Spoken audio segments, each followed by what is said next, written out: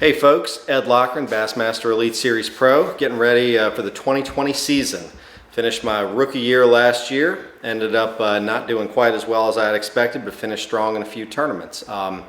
Had several near misses before I actually made it to the Elite Series. I fished the Southern Opens and the Northern Opens a couple years, finished 7th and finished 8th, and missed by just a few spots, and that's brutal. I know it's happened to a lot of people, but sometimes you got to keep banging, and eventually you make it in. I got very lucky and ended up making it in. This first year on the Elites, my rookie season, lucky enough to travel with John Cruz, longtime friend, and Chris Zaldane, Derek Hudnall, and we all clicked. Everything was terrific. You know, it was everything that I had hoped for the year, aside from some challenges fish catching on some of the places. Traveling with those guys, you do learn quite a bit. I think I might help them out a little bit even. So it was a mutual thing. We really had a good time at all the tournaments. As far as this upcoming year, I think our arrangements are going to be the same, and looking forward to fishing some of the same venues that we fished. Last year, I actually hadn't been to any of those venues, so they were all new to me, and only had 2.5 days or 3 days practice on any of them beforehand, so I think that may have affected things a little bit. One interesting thing that I will let open anglers know that are trying to get to the Elites. Fishing the Opens, you're fishing against 200 other pro anglers, maybe 220 depending on what they decide to do this year with the tournaments.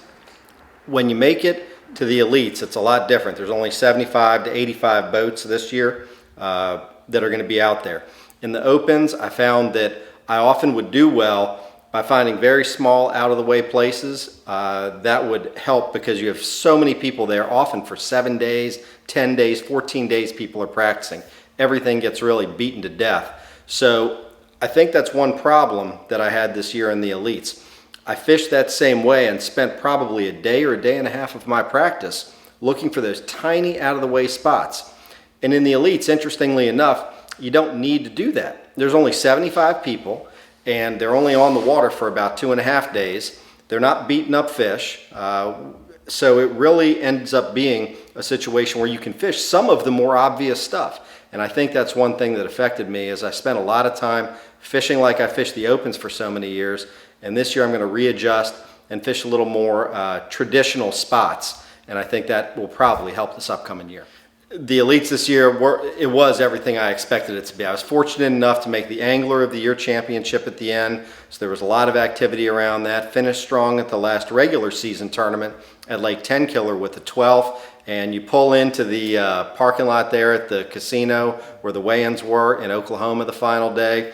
Crowds everywhere, and you know, it really was everything I had hoped to be. I love traveling, got a good group of guys I'm with, so it truly was terrific. I've been trying to get there for a number of years. I started fishing tournaments when I was 12 or 13 years old, so I've been doing it for 36 years, 37 years now, and it took me this long, but I finally made it. So it just is a testament to the fact that if you keep trying and keep banging, eventually you will get through, hopefully.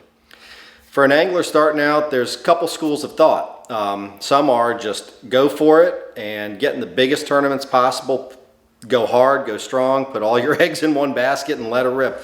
Others say, well, you might want to back off a little bit, get yourself established locally, then try to go up the ranks. I don't know what the right way is. I know for me, I started off fishing local tournaments, federation tournaments, team tournaments, and eventually grew into the larger regional or national tournaments. So for me, it was that process. But some people, I would not discourage somebody who has some good ability fishing to go ahead and just jump right into the Opens if possible, if you can afford it. But it's something that you need to either have sponsors and or a lot of support some which way, because it's a very expensive sport.